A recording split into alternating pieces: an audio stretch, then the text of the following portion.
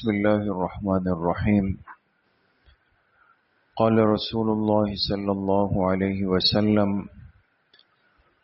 الأنات من الله والعجلة من الشيطان.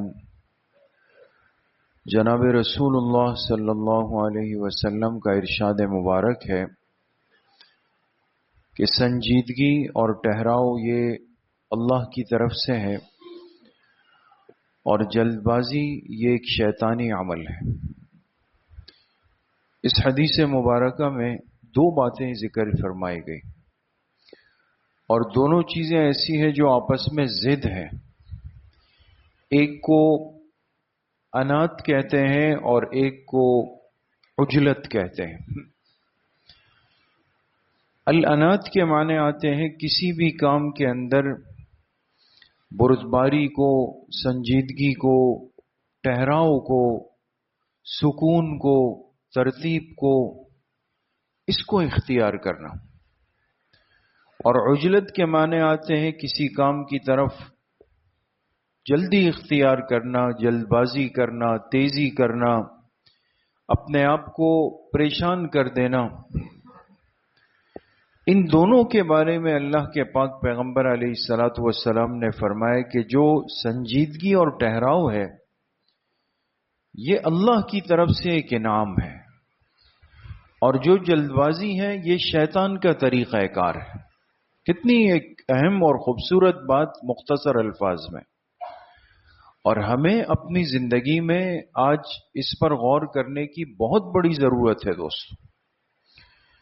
ایک تو انسان کا معیار گر جاتا ہے، بہت غور سے سنیے گا، انسان کا معیار گرتا ہے کسی بھی کام میں جلد بازی کرنے سے۔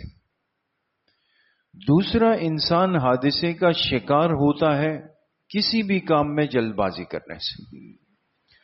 اب دیکھیں نا، ہم اپنے ماحول پہ غور کریں، اپنے ارد گرد دیکھ لیں، اپنے آپ کو دیکھ لیں، ہم کس راستے پہ چل پڑیں۔ ایک چیز ہونی ہے، ترتیب ہے، نظم ہے اس کا، لیکن پتہ نہیں ہم عادت بنا چکے ہیں کہ اس کے لیے بدنظمی کرنی ہی کرنی ہے۔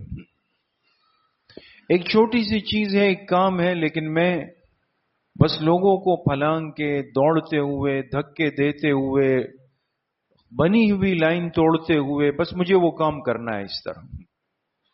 انسان کی عزت کہاں گئی؟ سنجیدہ زندگی میں اور شریعت کے مزاج میں یاد رکھیں یہ چیز کبھی نہیں ہے۔ آپ علیہ الصلوۃ والسلام نے صحابہ کی تربیت فرمائی، ترغیب دی ان کو اور پسند فرمایا۔ کچھ لوگ آپ علیہ الصلوۃ والسلام سے ملنے کے لیے آئے تھے بہت دور کا سفر کر کے۔ اب آپ بتائیں کہ ایک شخص اپنی زندگی میں سفر کرے اور کئی دنوں چل کے آئے، کیوں آئے؟ اس لیے کہ اس نے وقت کے پیغمبر کو دیکھنا ہے، اور پیغمبر بھی اللہ کے آخری پیغمبر، اور دیکھنے کا نتیجہ یہ ہوگا کہ آپ صحابی بن جائیں گے۔ کتنا بڑا مقام مل رہا تھا نا۔ اب جب یہ لوگ پہنچے، اپنی اپنی سواریوں سے اترے، تو ایک قلبی خوشی تو تھی، ایک بے چینی تھی۔ تو باقی لوگوں نے کیا کیا؟ وہ پتہ چلا اندر مسجد نبوی شریف میں آپ علیہ السلام تشریف فرمائے، تو ان سے تو برداشت نہیں ہوا، سواریوں سے چھلانگ ماری، دوڑتے ہوئے چلے گئے کہ ہم اللہ کے پیغمبر کی زیارت کر لیں۔ حالانکہ وہ تو سمجھ بھی آتا ہے کیا حالت ہوگی، لیکن جو اس قافلے کے امیر تھے انہوں نے ایسا نہیں کیا۔ انہوں نے پہلے اپنی سواری باندھی، پھر جا کے اپنے ایک ایک ساتھی کو جو جا چکے تھے ان کی سواریوں کو باندھا، پھر سب کا سامان سمیٹ کے محفوظ کیا، پھر اپنا سامان کھولا، اس میں سے کپڑے نکالے، قریب میں جا کے کنویں پر غسل کیا، صاف کپڑے پہنے، اب تیار ہو کے مسجد نبوی میں آئے۔ اب جب داخل ہوئے آپ علیہ السلام نے جب دیکھا تو فرمایا: ان فیک لخصلتین یحبہم اللہ، الحلم والانات۔ فرمایا جو شخص ہے نا، یہ جو ابھی آ رہا ہے، اس میں دو باتیں اور صفات ایسی ہیں جو اللہ کو بڑی پسند ہے، الحلم والانات۔ فرمایا ایک ठहराव और एक संजीदगी। तुम्हारे अमीर ने ठहराव के साथ, संजीदगी के साथ मुझे बाद में देखा, तुमसे बाद में देखा, लेकिन अल्लाह को ये दोनों तरीके इसके बड़े महबूब और पसंदीदा। इसलिए मेरे दोस्तों बुजुर्गों, एक तो हम अपना मिजाज बनाए। जो आज धक्कम पील है, भाग दौड़ है, अरे भाई कहीं पर कोई चीज मिल रही है, पागलों की तरह दौड़ते हुए जा रहे हैं। हमने अपना एक तारुफ ये बनाना है, यही रह गया हमारा तारुफ कि हर चीज के पीछे टूटे हुए पड़े। क्या कर रहे हैं हम लोग? एक नज्म के साथ चलें, तरतीब के साथ चलें। दूसरी बात यह कि जल्दबाजी का नुकसान आज खुली आंखों है। आप देखेंगे अपने एक दोस्त को बेचारा लंगड़ाता हुआ, भाई क्या हो गया, क्यों प्लास्टर बांधा हुआ है? यार बस वो जल्दी से आ रहा था, पैर सीढ़ियों में फिसल गया। देखिए, मस्जिद में जमात की नमाज निकल रही हो और इमाम रुकू में हो, फुक़हा ने मकरूह लिखा कि एक बंदा मस्जिद के फर्श पे दौड़ता हुआ नहीं आएगा, चाहे रकात निकल जाए। फर्ज नमाज की रकात निकल जाए लेकिन दौड़ना नहीं, इसको मकरूह लिखा है।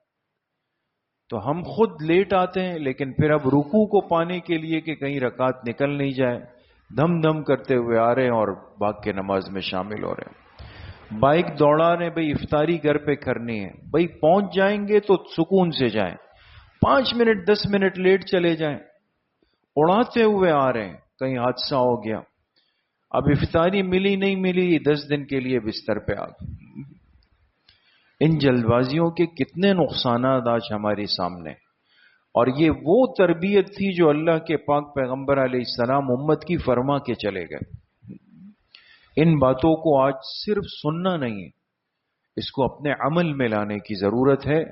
अल्लाह पाक सही अमल की तौफीक नसीब फरमाए। अल्हम्दुलिल्लाह रब्बिल आलमीन।